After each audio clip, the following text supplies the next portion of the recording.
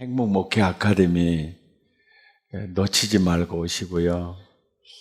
그리고 행복목회 컨퍼런스 그냥 다음 내년에도 이게 또 기름이 떨어진 것 같다 그러면 언제든지 많이 오세요. 듣고 또 듣고, 그리고 제가 컨퍼런스 때 했던 강의들을 여러분 혹시 목회자 세미나 초청을 받거나 강의할 기회가 있으면 그것도 많이 강의를 가서 이런 강의들을 내가 행복 목회를 하게 됐다 하면서 나한테 들었다고도 하지 마시고요. 그냥 하나님이 깨닫게 해주셨다 하시면서 그런 강의들도 많이 좀 해주세요. 지금 세계 교회가 왜냐하면 우리가 복음을 너무 마케팅을 잘못하고 있어요. 정말 이 천국 복음을 너무 그냥 어둡게 너무 지금 교회가 복음 마케팅을 너무 잘못하고 있어요. 행복의 답은 예수 그리스도고 행복 매뉴얼은 성경이거든요. 근데 그게 우리한테 있잖아요. 예. 근데 진짜 우리 혹시 그 부목사님들, 부교육자님들 오셨으면 행복 아카데미 이렇게 할 때 정말 복음이 사람을 얼마나 행복하게 하는가를 이렇게 사귀면서 같이 공부하면서 체험할 수 있어요. 그래서 이게 복음의 능력이구나. 진짜 성경은 오늘 내 행복을 위하여 주는 매뉴얼이구나. 예. 이게 체험하고, 그리고 혹시 교회 학교 하면 우리 공가 이거 갖다가 여러분의 교회 이름 인쇄해가지고 한번 해보면서 6가지 주제를 한번 돌려보면 자녀를 어떻게 길러야 되겠는가를 알 수 있을 거고요. 혹시 이제 아이가 하나인데 나는 개척을 해야 되겠다 마음을 먹으시면요, 그 아이 때부터서 아이 잠 재우면서 성구 암송을 한번 해보세요. 사모님이 아이를 이렇게 재우면서 성구 암송을 해보세요. 그러면 이제 누구 얘기냐면은 뉴저지 베다니 교회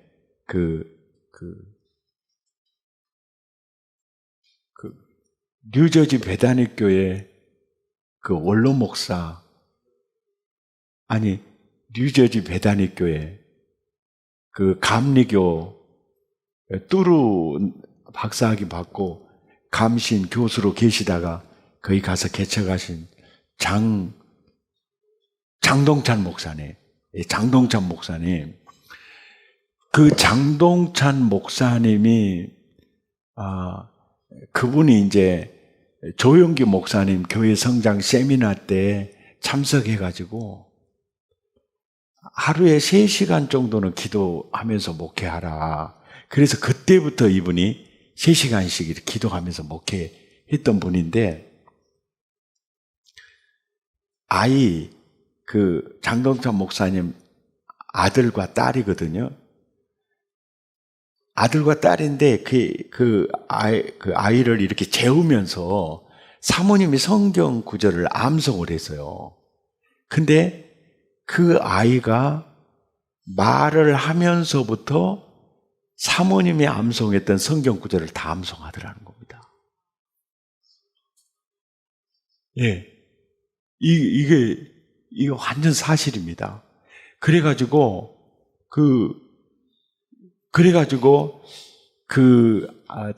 아들과 딸 아이가 3천 구절을 암송을 했대요. 그 3천 구절을 암송을 하는데 큰아들은 예일인가 공대를 나와서 의대를 나와서 지금 의사거든요. 그리고 딸은 로스쿨 나와서 법무법원에 있을 거예요. 그러니까 그러면서 그 장동찬 목사님이 우리 교회 집회에 오셔서 그 간증을 하시더라고요. 사모님이 아이들 하면서 했는데 성경을 암송하니까 아이들의 머리가 열려버리더라고 얘기하더라고요. 이게 완전히 그러니까 뇌내 혁명이 일어나 버린 거죠. 이게 열려버리더래요. 그러면서 그 친구들이 있잖아요. 그 친구들이 딸 친구들, 아들 친구들이 뭘 느끼느냐면 야, 내가 너를 보면 너는 혼자인 것 같지가 않아. 보이지 않는 손이 너와 함께하는 게 느껴진다 그러더래요. 그 장동찬 목사님 은퇴하면서 일입니다. 은퇴하면서 장동찬 목사님을 아주 좋아하는 장로님, 집사님들이 그 은퇴 준비위원이었어요. 그러니까 우리 장동찬 목사님 너무 훌륭한 일을 했으니까 준비위원들이 아주 짱짱하게 예우하자고 이걸 준비한 거예요. 그래서 그분이 뉴저지에 살고 있는 집이 한국 돈으로 20억짜리거든요. 이제 그것도 드리고 또 사례비도 이렇게 드리고, 그러니까 목사님을 좋아하는 사람들이 이렇게 준비위원이니까 이제 짱짱하게 세워가지고 재직에 내놓는 거예요. 그럴 때 재직에서는 조금 이렇게 어떤 이게 있냐면은 안수집사가 되고 장로가 되고 이래야 되는데 자기가 부족해서 몇 번 떨어진 종자들 있잖아요. 이제 그들이 이제 딱 그 사람들이라고 할 수 없지만은, 그러니까 은퇴를 할 때요, 은퇴 준비위원들을 목사님을 좋아하는 사람을 세우면 너무 과하게 세워오게 되고, 너무 과하게 세워오게 되면 반대파가 굉장히 세게 등장을 할 수가 있어요. 그러니까 여기서 이렇게 하자고 하니까 어떻게 이럴 수가 있느냐고, 그러면서 이제 재직회 때 이렇게 하니까 장동찬 목사님이 나가셔서 이런 얘기를 하셨어요. 제가 지금 살고 있는 사택은 우리 집사람이, 이렇게 집사람하고 나하고 둘 중에 먼저 낙원으로 이민 간 사람 말고 나중에 낙원으로 이민 가는 순간 교회로 주도록 그렇게 하자. 교회를 주도록 하고, 그리고 그렇게 이렇게 서로 이렇게 다투는 모습을 보니까 한 푼도 받고 싶지 않다. 그리고 하나님이 우리 아이들 잘 키워줘서 나 노후는 걱정 없다. 그래갖고 하나도 안 받아버렸다가나요? 미쳐불제. 그래서 내가 그 다음에 뭐한테 그랬어요. 조금만 참고 계시지. 그렇게 맑고 깨끗한 분이에요, 그분이요. 네, 그렇게 맑고 깨끗한 분.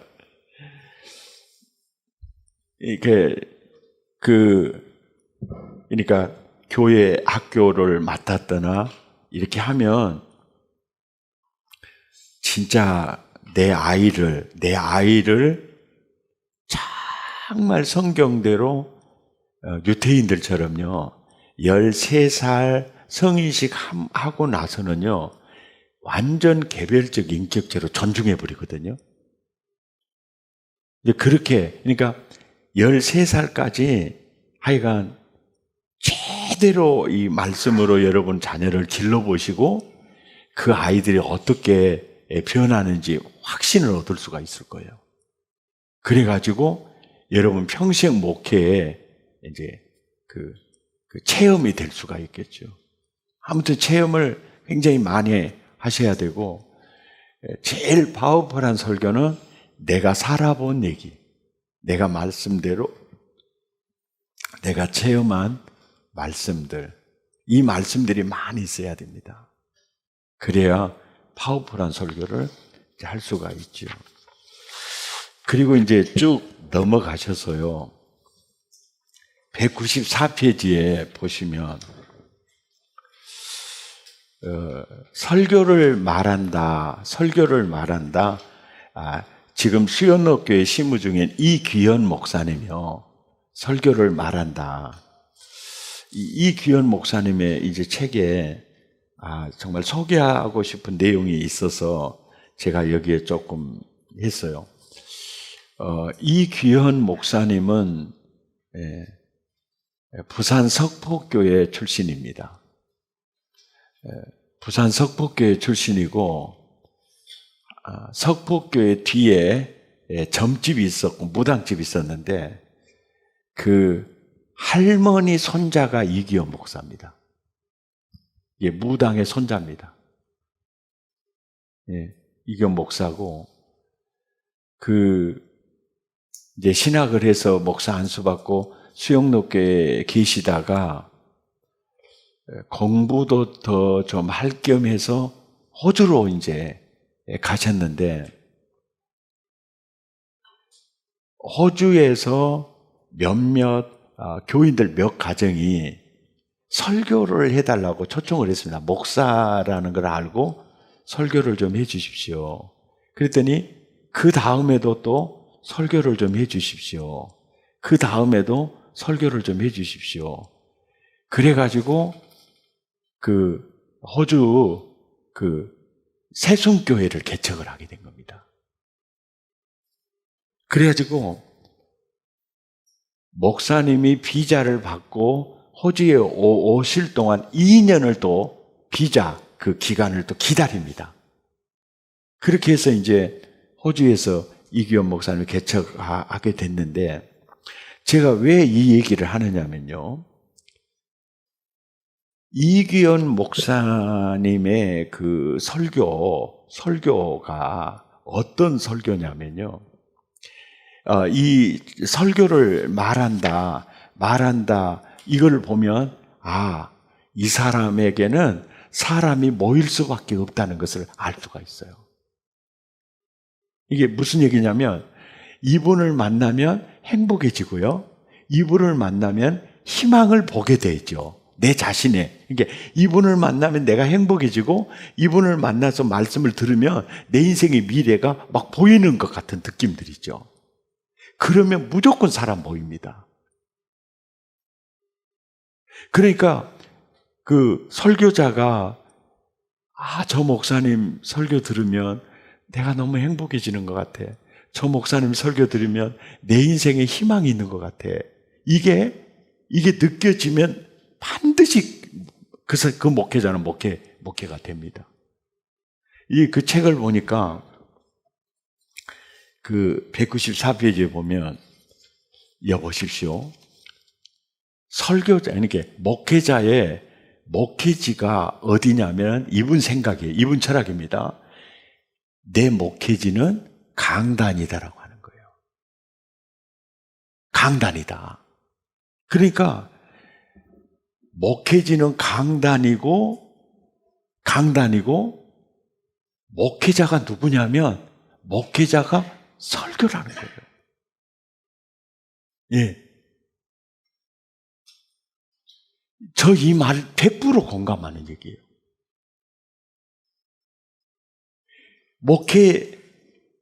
우리 목사님들의 목회지는 강단입니다, 강단. 거기가 목회지. 거기가 약하면은 목회 안 됩니다, 목회.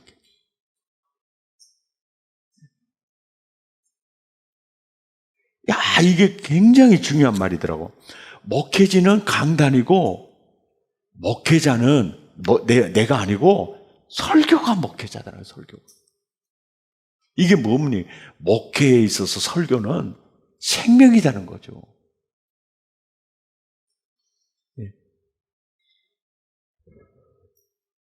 그러면서 설교의 모든 것을 걸어야 한다. 근데 옥하는 목사님도 설교자들의 설교를 많이 들었습니다. 그리고 정필도 목사님은 카세트 5개 틀어놓고 5명 설교를 동시에 들었습니다. 목사님 어떻게 들려요? 안 들려요. 그러면 목사님이 이렇게 얘기해요. 어떻게 5명 설교를 다 들어? 5개 테이프가 지금 설교하고 있어요. 근데 귀에 걸리는 것만 듣는다는 거예요. 그러니까 어떤 예화를 하든지 어떻게 성경을 이렇게 내가 깨닫지 못할 깨닫게 하든지 딱 귀에 걸리는 게 있대요. 그걸 듣는다는 거예요. 이거 굉장히 그분은 경제적이었어요. 예. 설교는 옥하는 목사님도 그렇고요. 분당 우리 교회 이찬수 목사님은 지금은 어쩐지 모르는데요. 옥하는 목사님 설교를요. 이어폰으로 끼고만 살았습니다. 그래서 가장 옥하는 목사님 설교가 나오시는 분이 그분이에요. 누가 그러더라고요. 오정현 목사님은 설교가 좀 잘하신다고. 그래서 내가 그 목사님 설교 더 잘하면 우리 같은 사람 밥을 어떻게 먹고 사냐. 오정현 목사 얼굴 표정 보세요. 생김새 보세요. 키 보세요. 찬양 보세요. 다 가불어요. 다 가불어요. 거기다가 설교까지 날아가 보면 어떻게 살아요, 우리들은. 참 은혜입니다, 은혜. 공평하신 하나님이에요.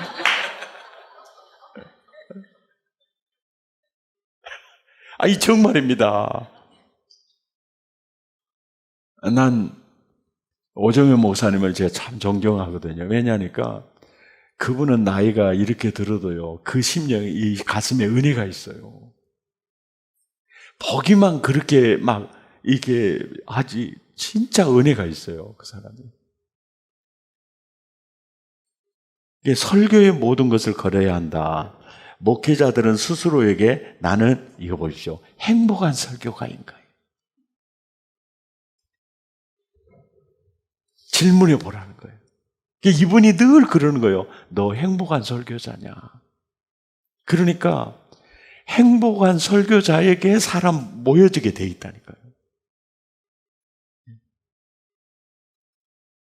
그러니까 사실 정필도 목사님 후임으로 이기현 목사님 부임해가지고 나는 참 이기현 목사님 같이 복이 많은 사람도 없다고 봐요. 왜냐니까 이기현 목사님 부임과 동시에 아파트 35평짜리가 100평이 막 되어버리는 거예요. 아파트가 막 단지가 파도처럼 밀려와 버리는 거예요. 이것을 가리켜서 대박이라고 합니다. 진짜예요. 예. 어마어마한 거죠. 근데 물론 그 아파트 단지가 많이 밀려왔다는 측면만 보겠지만 이분에게 계속해서 정필도 목사님의 어떤 모든 면에서 보면 그 파워가 보통 분이 아니지 않습니까? 근데 그 뒤를 이어서도 거뜬하게 이렇게 채고 나갈 수 있었다는 것은 나는 이거라고 봐요. 그분의 설교를 말한다 해서 질문한다잖아요. 너는 행복한 설교자냐? 나는 행복한 설교자인가? 라는 질문을 해봐야 한다. 누가 복음을 전하는가? 기쁨을 먼저 발견한 사람이 전한다는 거죠. 기쁨을 누리고 있는 사람이 그 기쁨의 소식을 전하는 거라는 거죠. 아멘입니까? 나는 여러분 모두가 그렇게 되시기를 바랍니다. 예. 이기현 목사님이 이제 하는 얘기 중에 하나님은 그분의 말씀을 순수하게 선포하는 설교자를 찾고 계신다는 거예요. 이게 순수하게. 앞으로의 목회 교회 강단은요, 진짜 이거예요. 순수하게 하나님의 말씀을 해석하고 선포하는 목회자예요. 그리고 그 목회자에게 행복한 정서적 에너지가 뿜어나옴과 동시에 진실성이요. 그리고 순수성이요. 예. 저분은 정말 무균질이야. 저분은 정말 너무 순수하셔. 말씀의 신실한 종을 기다리고 계십니다. 사람들의 눈치를 보지 않고 시류에 타협하지 않은 순수한 설교자가 필요한 시대입니다. 이게 진짜 순수한 설교자예요. 아멘. 이런 사람, 지금 이 시대가 이걸 요구하고 있다. 고 정필도 목사님 설교는 투박하였으나 그의 모든 설교는 사랑이 배인 설교였다는 거예요. 굉장히 투박한데 사랑이 배어있는 설교였다. 한마디 한마디가 사랑이 배어있는 설교였다. 이기현 목사님의 설교의 핵심은요, 부모의 마음, 엄마의 정성이 담긴 집밥 짓기가 핵심이었다.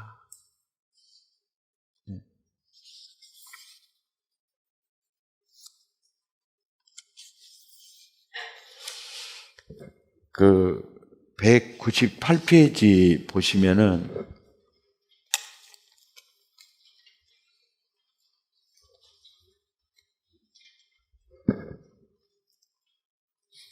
나는 왜 설교하는가? 이게 설교의 목적이거든요. 나는 왜 설교하는가? 그 다음에 나는 어떻게 설교하는가? 나는 어떻게 설교하는가? 이거는 내가 설교 준비를 어떻게 하고 이제 하는지 내용이 이제 있고요. 그 다음에 이제 교구 담당하시는 목사님들 이제 신방 설교 어떻게 하는가? 이런 것도 좀 참조가 될 수 있고요. 여기요, 이 바코드 클릭하면 들으실 수 있으니까 혹시 자가 운전하고 가시면 귀가하는 길에 한번 들어보시면 아마 좋으리라 생각합니다. 그래서 저희 교회에 이제 특별한 프로그램이 있다면은 이제 특세인데 특세를 고난 주간에 하지 않고요. 그리고 수능 앞두고 하지 않습니다. 왜냐하면 그 수능 치르는 학생들이 교인들의 전체적인 저기에 보면 별로 많지 않거든요. 그리고 고난 주간에 하지 않고 특세의 가장 이상적인 시간은 2월달에 구정세고 2주간 하고 그 다음에 8월 15일이 들어있는 그 주간에 이제 가을 특세 그리고 봄 특세는 2월달 두 번 하는데 이번에 이제 특세 영상 한번 그 특세 헌금 시간에 보고 영상 한번 보시죠.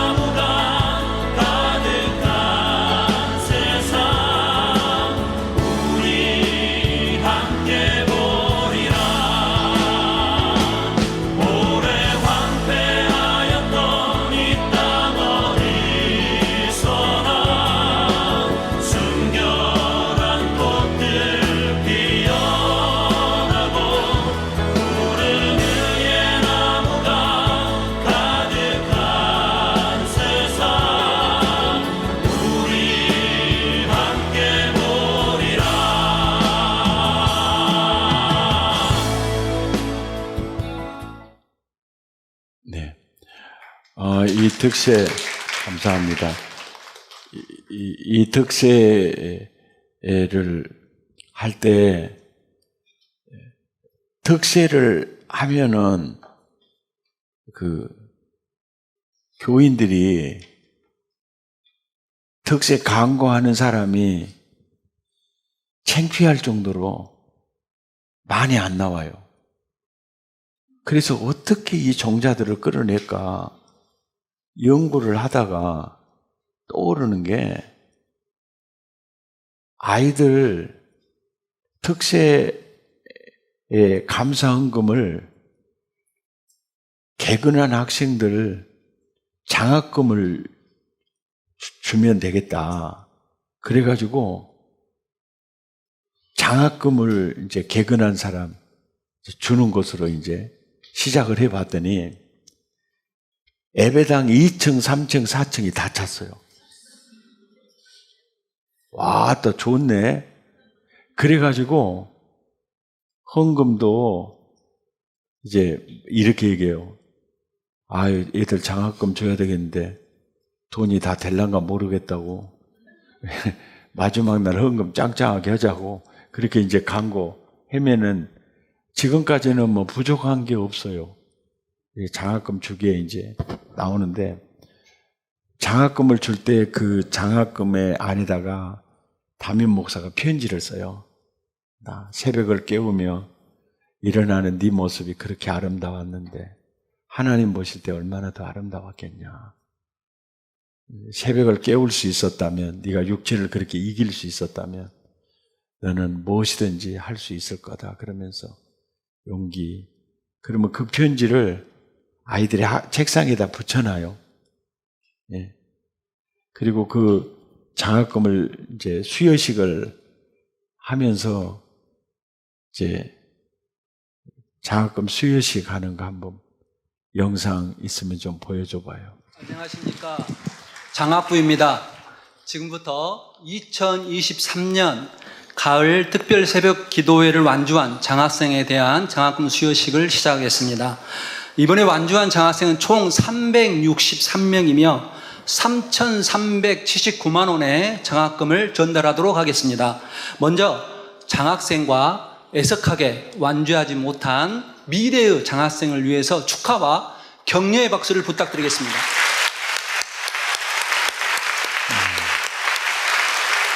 특히 이번에는 그 목사님의 격려와 성원에 힘입어서 장학금을 더 드리게 되었습니다. 좋아해요. 돈 싫어하는 사람 없어요. 좋습니다. 그럼 지금부터 목사님 장학금, 예. 목사님 등단하실 때까지 박수 목사님 안 받아보셨을 것 같은데. 할렐루야! 장학생 여러분 축하합니다. 승리하셨습니다. 자, 장학금 받으면 하나님 앞에 이 헌금은 꼭 해야 돼요. 그게 뭡니까? 11조. 11조. 예, 이거는 꼭 해주셔야 되고, 부모님들 절대 꾸어갈 생각도 하지 말고 빌려갈 생각도 하지 말고, 여러분 내 말 절대 흘려듣지 마시고 반드시 통장 만들어 주셨으면 그 통장에 어린 여러분, 학생 여러분 꼭 입금하세요.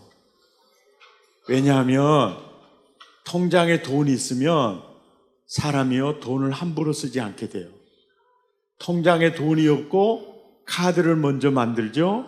그러면 현금 서비스를 너무 받아가지고 마이너스로부터 헤어나오지를 못하는 인생이 될 수 있어요.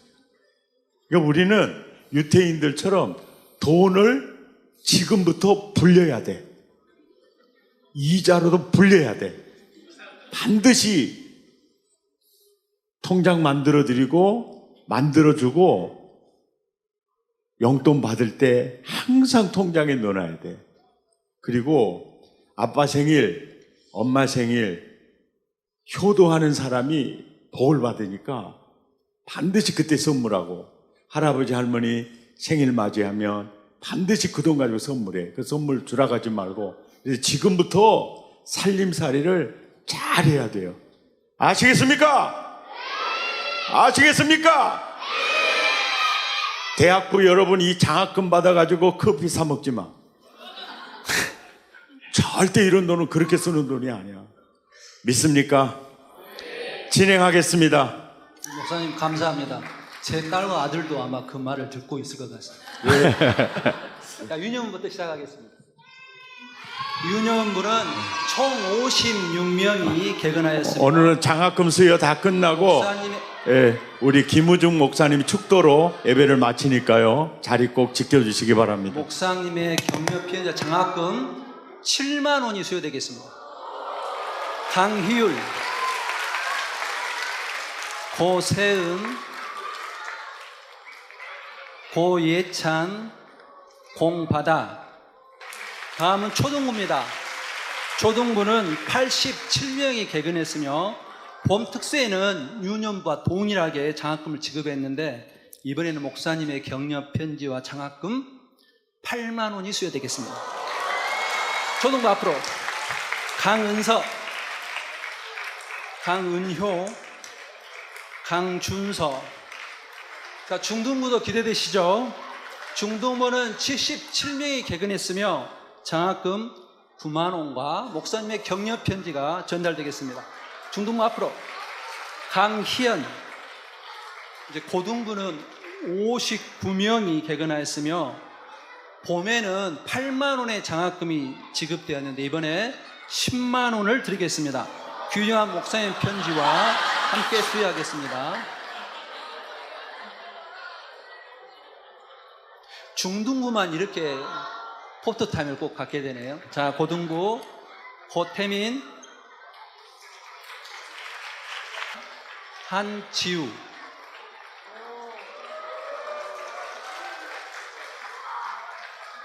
목사님 뒤에 또 포트 기다리고 있어요.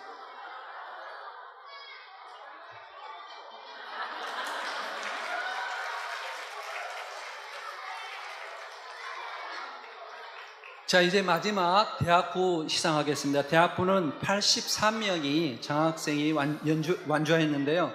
목사님의 편지와 역대 최대인 12만 원의 장학금이 수여되겠습니다.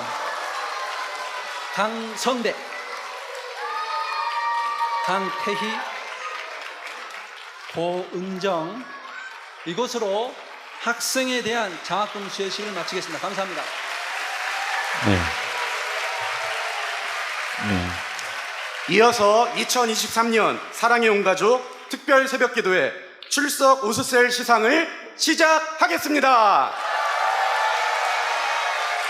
각 교구별로 2개 셀을 시상합니다. 호명하시는 셀은 셀직이나 셀원 중 한 명이 단상위로 올라오셔서 준비된 선물을 받아가시기 바랍니다. 안동훈 목사님이 섬기시는 신혼교구, 김광희 장로님 부부가 섬기는 지체, 최유은 집사님 부부가 섬기는 셀.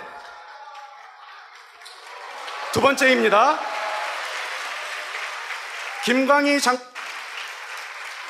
박경태 목사님이 섬기는 교구, 이제 김창열 장로님 부부가 섬기는 지체. 이제 그만합시다.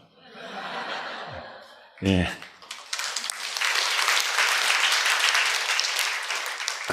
여러분 특세하실 때 꼭 아이들을 함께 데리고, 지금 아이들이요, 유년부에서 대학부까지만 장학금 지급하거든요. 태영아부, 유아부, 유치부, 청년이 빠졌어요. 그 수까지 하면은 개근하는 사람이 약 500명 가까이 돼요. 예, 그리고 한 분 빠지면은 아차상이라고 해서 부모님이 장학금 주게 돼 있습니다. 부모님이 주게 돼. 예. 그리고 이 방법으로 해보면 특세 권성수 목사님 대구 동신교회 꼭 이대로 해갖고 완전 대박 터뜨렸고요. 세대교회 소광성 목사님 완전 대박이었어요. 예, 그리고 많은 교회들이 이제 이런 식으로 해서 이제 하는데 꾸준히 꼭 해보세요. 이거 굉장히 좋습니다. 그리고 그 장학금을 받은 모습을 보는 그 성도들이 너무 행복해요. 너무 행복해요. 사실은 자기들이 다 한 것만 또 그대로 가져가는 건데. 그리고 이제 그 세례 축제를 조금 더 이렇게 이벤트 형식으로 하는데요. 한번 보여주실래요? 학습 대상자 호명할 때 큰 소리로 대답하시고 일어서시기를 바랍니다. 이혜경 씨, 한소라 씨, 쓱스, 김경자 비, 조금 뒤로 정경옥 씨, 김성애 씨, 그 선포하는 거. 주는 그리스도시요 살아계신 하나님의 이지영, 김에스더 비 이상 17명은 대한예수교 장로회 사랑의교회 세례교인 된 것을 성부와 성자와 성령의 이름으로 공포합니다.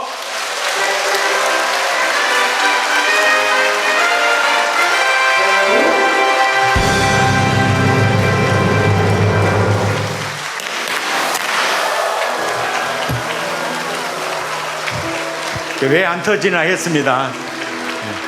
왜 안 터지나 했어요.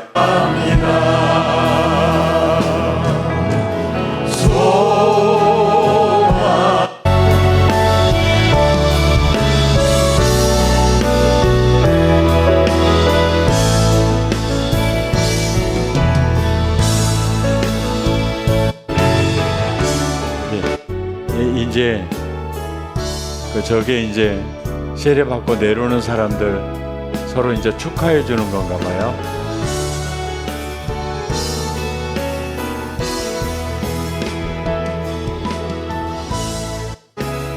이제 됐습니다. 한 사람이 세례를 받더라도요, 완전 그 한 사람을 위해서 완전히 축하 파티를 좀 하십시오. 우리 여기는 그렇게는 할 수는 없으니까 축포를 터뜨리고 축복성으로 이렇게 해주는데, 이제 개척교회일수록 교회 규모가 적을수록, 예, 세례 받을 때 많은 가족들도 초청할 수 있으면 초청하시라 하셔가지고, 그것도 전도할 기회를 삼으면서 아주 그날 세례 받은 사람이, 예, 정말 너무너무 행복한 추억이 될 수 있도록 이렇게 잘 해주면, 세례식은 평생 한 번이니까요. 잘 할 수 있도록 해주시면 좋고, 그리고 이제 셀 분가 축제라고 해서 새로운 셀 지기들을 임명할 때 낮 예배 때 이런 식으로 저희들은 합니다. 한번 보여주십시오. 2023년 상반기 셀 분가식 및 셀지기 임명을 하겠습니다. 셀지기로 임명받으신 분들은 단상으로 오르시길 바랍니다.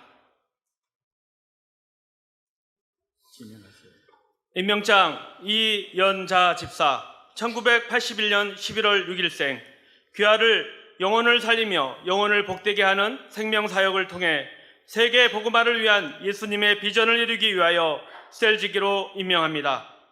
죽도록 충성하라. 그리하면 내가 생명의 면류관을 내게 주리라. 2023년 7월 16일 대한예수교 장로회 사랑의 교회 담임목사 백동조. 임명장 김창훈 집사. 기도하겠습니다. 다 호명한 후에 이들의 머리 위에 머리가 되신 예수님이 손을 얹어 주옵소서. 하나님, 보혈로 씻어 주옵소서.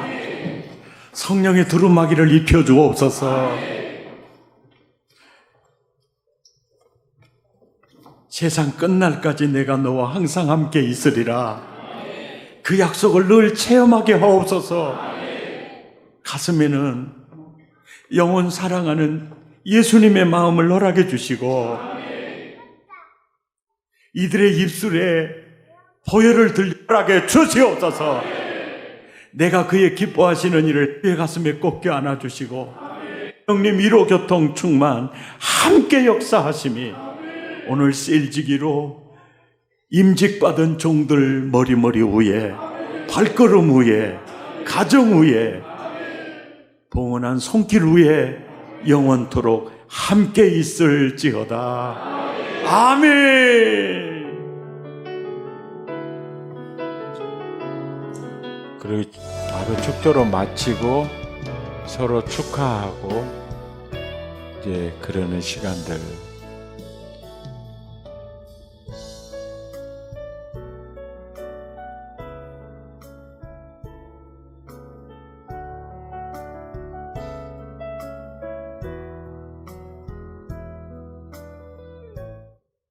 예.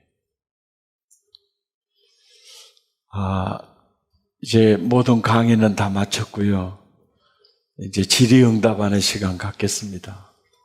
혹시 여쭈고 싶은 분들이 있으면 손을 들어주시면 우리 목사님들이 마이크 갖고 달려가겠습니다. 네.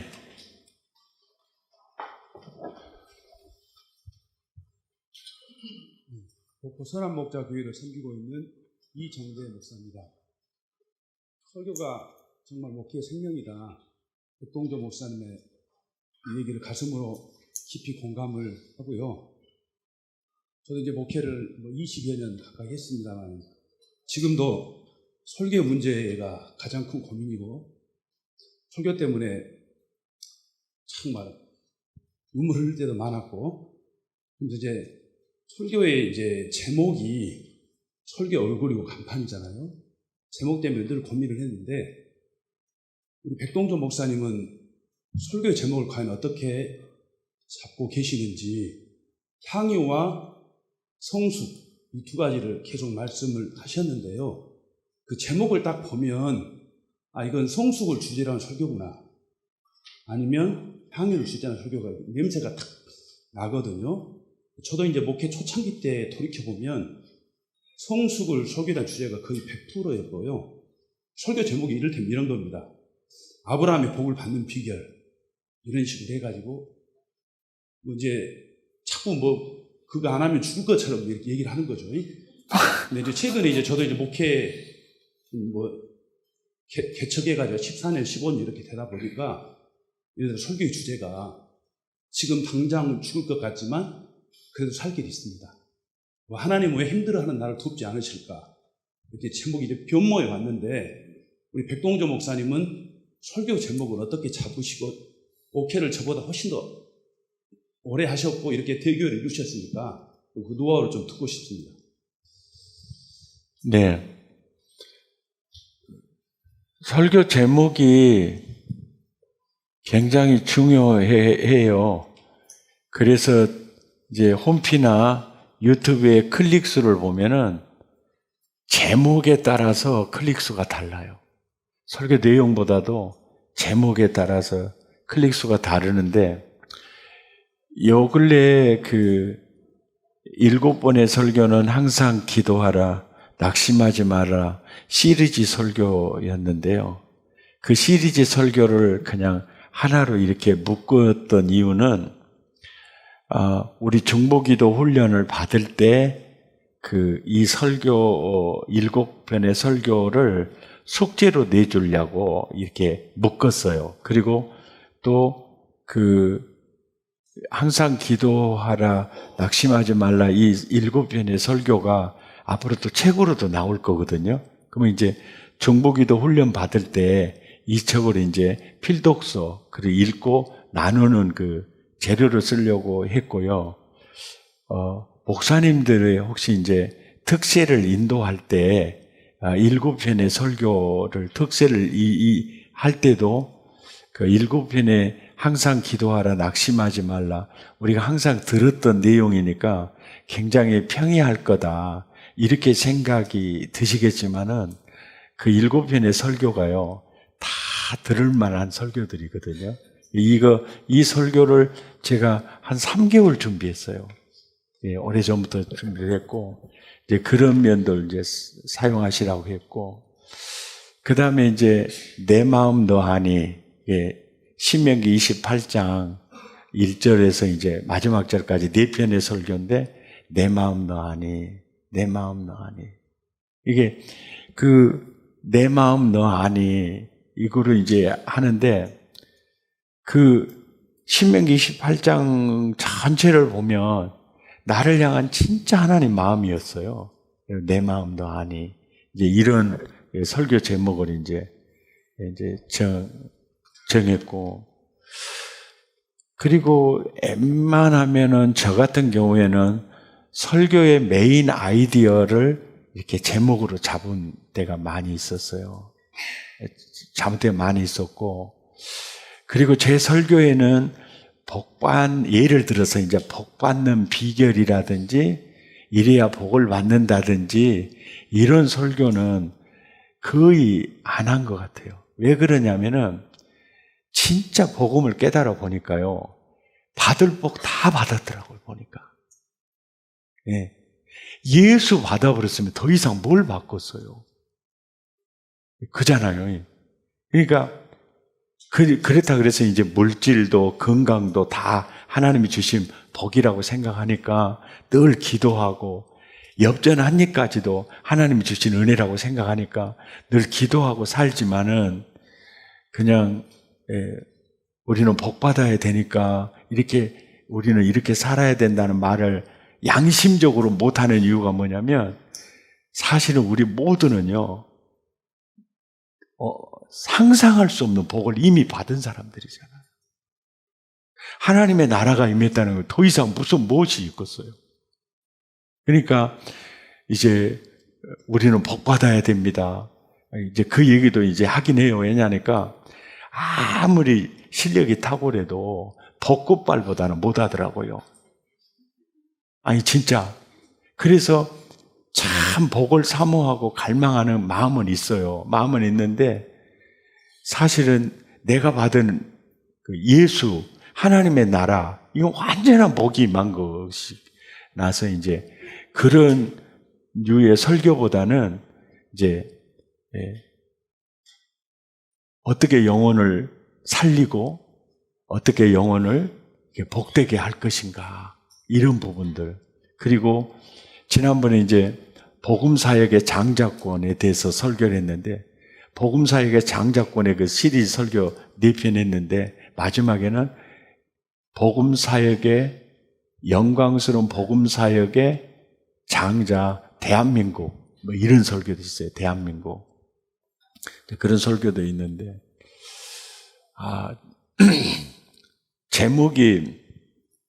제목을 딱 보면 아따 오늘 이 설교 들어볼 만하겠는데, 이런 생각이 들어요. 이제 제목을 어떻게 이제 하는가, 메인 아이디어에 가장 적합한 하는데, 제목을 언제 정하느냐면 맨 나중에 정하는데요, 그것도 몇 번 바꿉니다. 또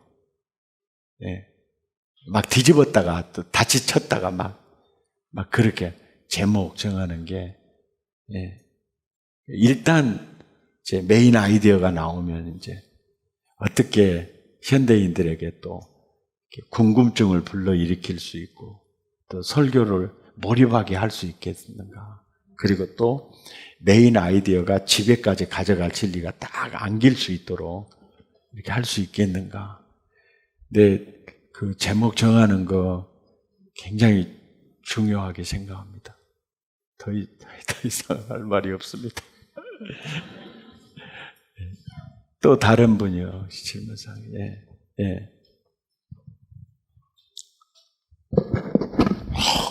네, 서울교회 길보라 목사입니다. 목사님 컨퍼런스 참석해서 행복한 시간 갖게 해주셔서 너무 감사합니다. 저의 질문은 교재에 없어서 질문하는 건데, 지금 MZ세대나 신세대들이 그 11조 생활을 잘하고 있지 않고, 또 제가 담당하는 교사들도 봉사는 열심히 하고 있지만 11조 생활을 하고 있지 않아서 부장님이 저한테 좀 부탁한다고 권면하셨는데, 요즘 신세대들은 그 결혼도 각자 자기의 돈을 내고 공동, 결혼하면 이제 공동 그 경제관념으로 해서 많이 서구화되고, 그런 신세대들의 그 머릿속의 개념과 또 교회 생활이랑 좀 연관되는데, 그걸 어떻게 권면하고 또 어떻게 지도하고 이 교회 재정과 연관되고 신앙의 성숙도가 연관되는데, 물론 성령을 받으면 다 해결되겠지만 성령 받지 않은 그런 성도들에게 어떻게 권면이 되게 됐는지 목사님의 조언을 듣고 싶습니다. 목사님, 성령 받아도 안 가르치면 모릅니다. 왜냐하면 성령의 임재는 항상 감성적 임재가 먼저 오거든요. 그리고 지성적 임재는 말씀을 배울 때 옵니다. 예, 말씀을 배울 때 와요. 그러니까 10의 1조 문제는 특별히 이제 MZ 세대들의 그 10의 1조 문제인데, 저희 교회 같은 경우에는 10의 1조 저는 성경적으로 보면요, 10의 1조, 10의 1, 또 다른 명칭은 열의 첫 것. 10의 1, 열의 첫 것.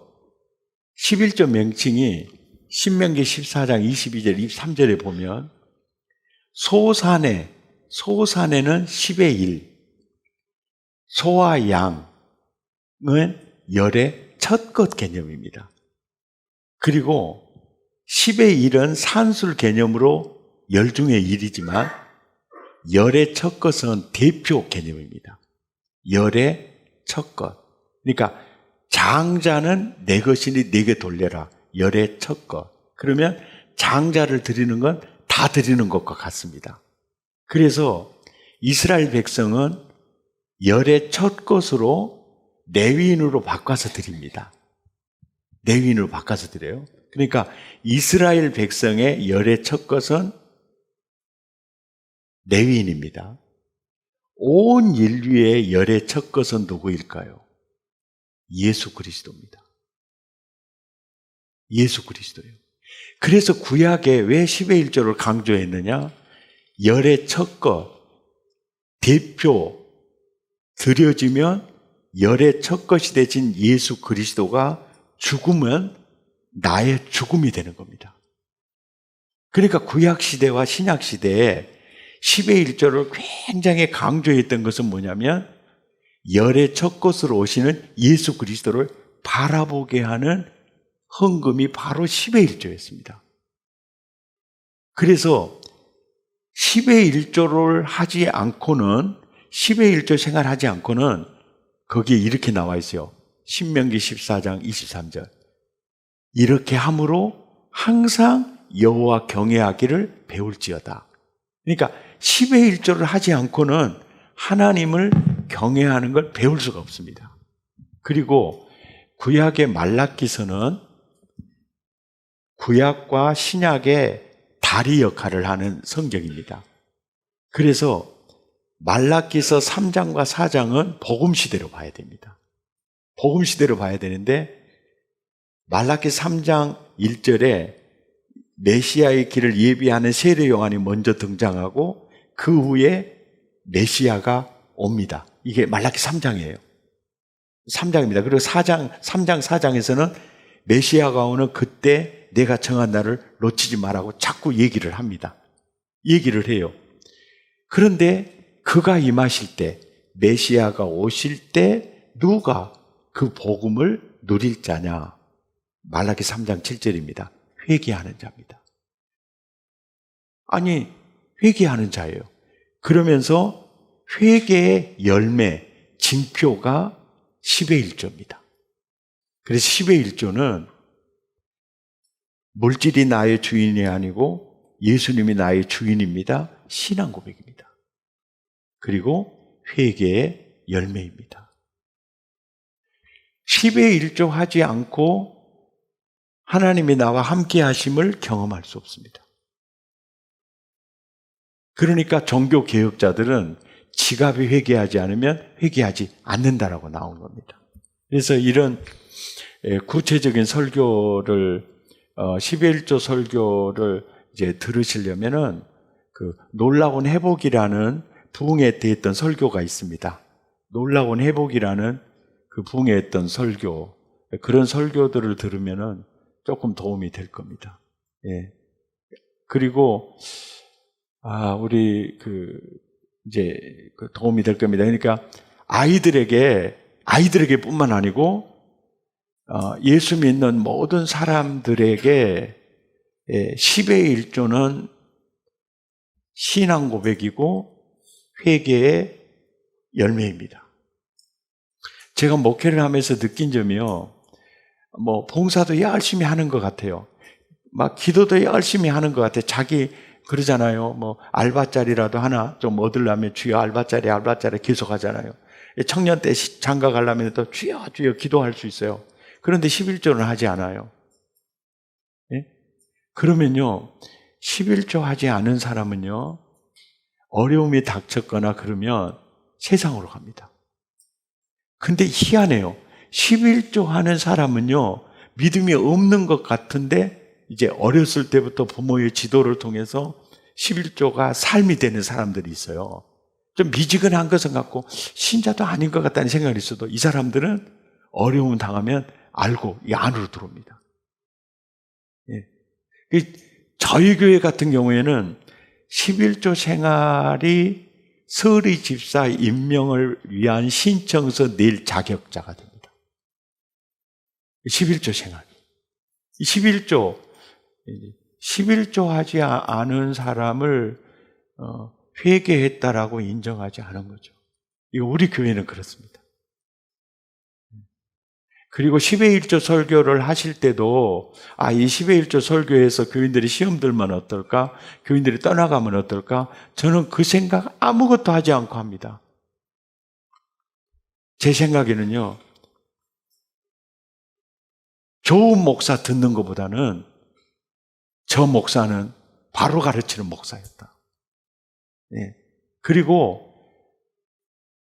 그래서 이제 그런데 10의 1조 이건 아주 정확히 지킬 수 있도록 해야 하나님을 체험할 수 있습니다.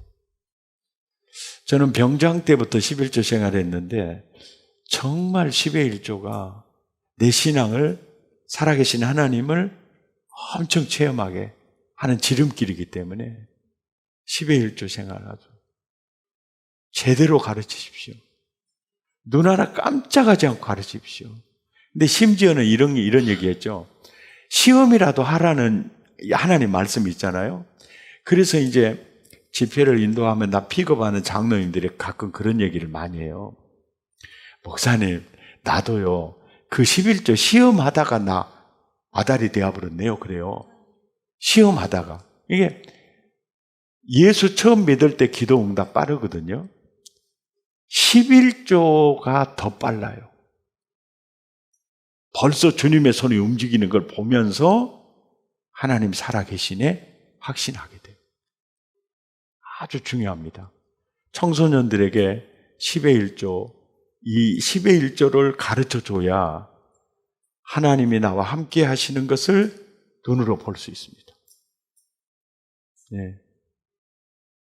목사님 철저히 가르치십시오. 그런데 이게 11조를 가르치실 때 용돈 받을 때부터 가르치십시오. 예.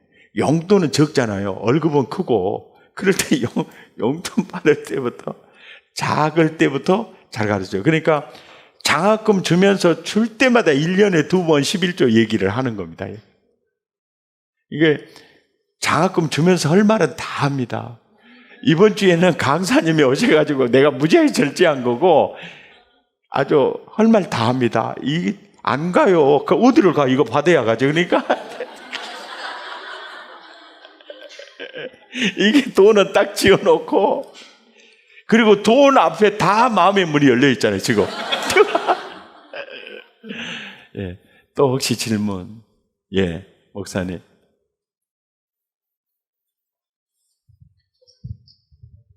요한서울교회를 섬기는 백상욱입니다. 목사님 그 설교에 대해서 강조하신 말씀 너무 잘 들었고 또 목사에게는 설교가 목회다라는 말씀 가슴에 잘 새겨졌습니다. 특별히 하나님께서는 이야기 스토리텔링으로 우리에게 메시지를 전달하신다는 말씀도 정말 가슴에 박힐 만큼 잘 되었고요. 목사님께서 이제 이야기식 설교, 내러티브 프리칭으로 이게 이제 포스트 모던 사회의 좋은 전달 방법이다 말씀해 주시고 계시는데 또 목사님께서 그런 부분에 일가견이 있은 분으로 제가 잘 알고 있고 그래서 이번에 그 부분을 좀 듣고 싶었는데 강의에서는 요 내용이 좀 빠져 안 하셔서 특별히 이야기 설교에서의 플롯 구성을 좀 배우고 싶습니다. 어떻게 예. 플롯을 구성하는 게 잘 전달할 수 있을지 설명해 주시면 큰 도움이 될 것 같습니다. 예를 들어서 그렇습니다. 그 효과적인 적용이 있는 이야기식 설교라는 그 제 논문을 책으로 발간해 놓은 게 있으면 조금 도움이 될 것 같고요. 플롯이 이렇습니다. 예를 들어서 이제 항상 기뻐하라, 쉬지 말고 기도하라, 범사에 감사하라. 이 본문을 가지고 내러티브 프리칭을 하게 되면 이렇습니다. 내러티브 프리칭은 갈등을 일으키는 거거든요. 아니, 어떻게 항상 기뻐하면서 살아? 아니, 어떻게 범사에 감사하면서 사냐고. 얻어 터져도 감사. 이게 기거든요. 예? 그러면서, 이렇게 항상 기뻐하고 범사에 감사하며 살 사람이 있을까? 그 기를 계속 이제 그 갈등을 이렇게 증폭시키는 거예요. 이게 갈등을 증폭시키는 거예요. 그러면서 이제 기승, 이제 전하는 이제 성경으로 하는 건데, 하나님이 나의 아버지니까 난 항상 기뻐할 수 있겠구나. 이 말씀을 가져와서 이제 확 전환시키는 거죠. 하나님이 나의 아버지니까 난 항상 기뻐할 수 있겠구나. 또 모든 것을 합력하여 선을 이루시는 분이 내 아버지니까 나 범사에 감사할 수 있겠네.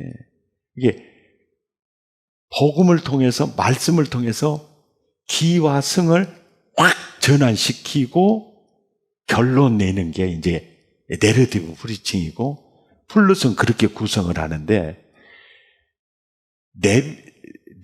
내러티브 설교의 대가가 한국에 누구냐면은 옥하는 목사님하고 곽선희 목사님입니다.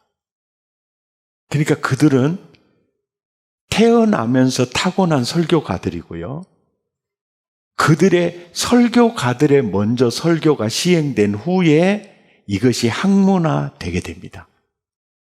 그러니까 그들은 내러티브 프리칭이라는 말이 나오기 전부터서 내러티브 프리칭을 합니다. 그러니까 내러티브 프리칭이라는 플롯은 어떻게 구성되느냐면은 그냥 궁금증을 유발시키는 거예요. 왜 이렇게 말씀하실까? 누가 이렇게 사는 사람도 있을까? 이렇게 살면 망하지 않을까? 이렇게 자꾸 갈등을 유발시키고 그걸 심화시키는 거죠. 그러면서 말씀을 가져와서 이러니까 이렇게 살 수 있겠구나를 반전시키는 겁니다. 그러니까 내러티브 프리칭을 하시려면 드라마를 자주 보시면 됩니다. 모든 드라마가 기승전결로 갑니다. 영화 자주 보셔야 됩니다. 모든 영화가 기라는 플롯과 아주 계속 갈등이 심화시키고, 그러다가 이제 딱 죽게 생겼는데 어떤 사람이 딱 나타나가지고 이단 옆차기로 조져버리는 거. 할렐루야, 살아나는 거죠. 이런 식으로 이제 대부분 이제 형성이 됩니다. 근데 짧은 시간에 많은 설명을 드릴 수가 없고 책을 통해서 조금 도움 받으시면 좋겠습니다. 백 목사님 감사합니다. 또 누가 있습니까? 앞에 목사님. 남해에서 온 권현석 목사입니다. 여기 신명기 10장 13절에 첫날 말씀을 주셨는데, 이 앞부분에는 행복을 위하여, 이제 행복 목회에 대해서 확 들어오는데, 그 다음부터 내게 명하는 여호와의 명령과 규례를 지킬 것이 아니냐. 뒷부분은 분명히 율법이거든요. 이 부분을 목사님께서 그러니까 그 율법이 어떻게 풀어가시는지, 그 율법이 행복 매뉴얼이라니까. 그러니까 여호와의 명령과 규례를 지금 강론하고 있어. 모세가 강론하면서 내가 이것을 여러분에게 전하는 것은 오늘 당신의 행복을 위해서 전하는 것이라는 것이죠. 아직도 헷갈려요? 그럼 목사님 행복 목회 아카데미 오세요. 예. 감사합니다. 이게 모든 성경은 행복 매뉴얼로 보면 됩니다. 예. 네, 아산에서 온 김청환 목사입니다. 예. 늘 귀한 말씀 은혜가 되고 도전이 되는데 그 중에 특별히 많이 주셔서 더 은혜가 됩니다. 좋은 식사 또 좋은 여러 가지 제공해 주셔서 감사한데 저는 질문이라기보다는 목사님 교회에서 모든 주일 예배 시간에 예배 전 영상 활용하신다는 말씀 이 예배 전 영상을 잘 활용하고 싶은 마음이 들어서 그런데 영상 도움을 우리 행복 아카데미 홈페이지에서 검색을 해보니까 거기서는 다운로드를 할 수가 없는 것 같습니다. 그래서 그 영상을 구체적으로 좀 제공받을 수 있는 방법을 다시 한 번만 말씀해 주시면 큰 도움이 되겠습니다. 임동재 목사님, 그 행복 목회 아카데미 홈피에 부름 영상, 파송 영상 다 다운받아서 사용할 수 있도록 아주 철저하게 조치해 놓으세요. 그렇게 하겠습니다. 고맙습니다. 내 말하고 그거다고 달라버리니까 지금 그렇잖아요. 감사합니다. 그리고 결단송을 이제 지금까지 안 했는데 해야 되겠다 한다든지 혹시 도입 영상도 우리도 한번 그렇게 해야 되겠다 하면은 반드시 당회를 하고 하십시오. 당회에서 의논해서 이렇게 결정해 가지고 하십시오. 당회가요, 참 먹기도 힘들지만은 그래도 우리는 어차피 그들을 당회원을 존중히 여기고 서로 동기부여하면서 같이 공유하면서 이렇게 할 때 훨씬 더, 왜냐하면 모든 것을, 왜냐하면 문화적 충격이라는 게 있어요. 문화적 충격. 그러니까 옛날부터 예배를 그렇게 계속 드렸던 사람들의 약간의 좀 변화를 주면은 그것을 굉장히 못 받아들이는 분들이 있을 수가 있어요. 그러니까 장로님들과 충분한 대화를 나누고 이렇게 기도하면서 항상 예배 순서 하나를 이렇게 손을 보는 것까지라도 이 문화 아주 중요합니다. 이게 그 교회의 어떤 전통과 문화를 존중할 필요도 있어요. 그러니까 그런 것을 정말 지혜롭게 할 필요가 있습니다.